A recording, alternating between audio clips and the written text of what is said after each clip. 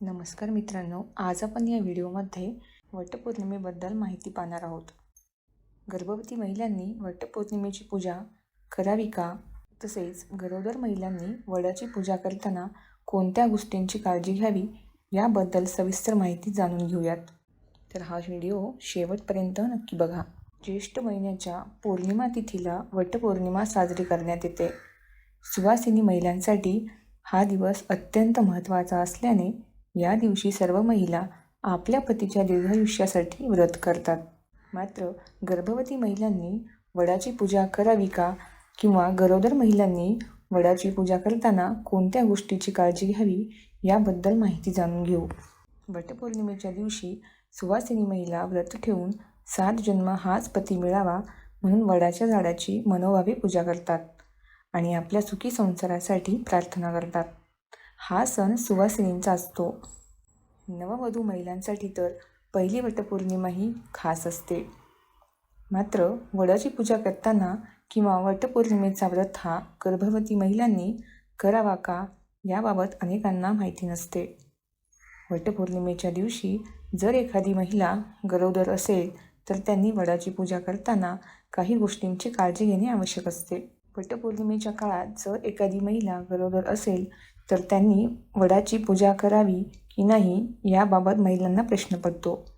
मात्र हे व्रत अखंड सौभाग्यासाठी असल्याने ते सौभाग्यवती गरोदर महिलांनी केलेले नक्कीच चालते. फक्त वडाची पूजा करताना काही गोष्टींची काळजी घ्यावी. वडाची पूजा करताना गरोदर महिलांनी कोरडी पूजा करावी. म्हणजेच तुम्ही वडाला दिवा लावून फळे नैवेद्य दाखवून पूजा करू शकता, मात्र ओटी भरू शकत नाही. गरोदर स्त्रिया ओटी भरत नसल्याने त्यांनी केवळ कोरडी पूजा करावी. तसेच वडाच्या झाडाला प्रदक्षिणा मारू नयेत. वटपौर्णिमेला वडाला दोरा गुंडाळून 7 फेऱ्या मारल्या जातात. पण गर्भवती महिलांनी वडाला फेऱ्या न मारता व ओटी न भरता बाकी पूजा विधिवत केलेली चालते. गरोदर महिलांनी वटपौर्णिमेचे व्रत करावे का असा प्रश्न अनेकांना पडतो. गरोदर असताना महिलांना खाण्यापिण्याची विशेष काळजी घेण्याचा सल्ला डॉक्टर देतात.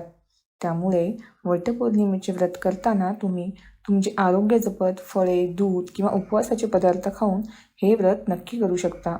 मात्र जर झेपत नसेल तर एखाद्या वर्षी व्रत नाही केले तरी चालेल. केवळ तुम्ही वडाची पूजा करू शकता. वटपौर्णिमेच्या पूजेचे महत्त्व काय आहे? तर सावित्रीने आपले पती सत्यवानाचे प्राण यमाकडून परत मिळवले होते. तोच हा दिवस. त्यामुळे या महिन्यातील पौर्णिमेला वटपौर्णिमेचा सण आपल्या पतीच्या दीर्घायुष्यासाठी आणि सुखी संसारासाठी केले जात असल्याची मान्यता आहे. वडाच्या झाडाखाली सत्यवानाचे प्राण परत आल्याने वटवृक्षाला या पूजेत महत्त्वाचे स्थान आहे.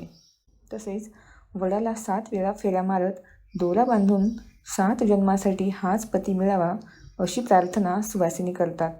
त्यामुळे हा दिवस प्रत्येक विवाहित महिलांसाठी अत्यंत महत्त्वाचा आहे. तर हा व्हिडिओ तुम्हाला कसा वाटला? माहिती आवडली असेल तर अशाच नवनवीन माहितीपूर्ण व्हिडिओसाठी चॅनलला सबस्क्राईब करा. धन्यवाद.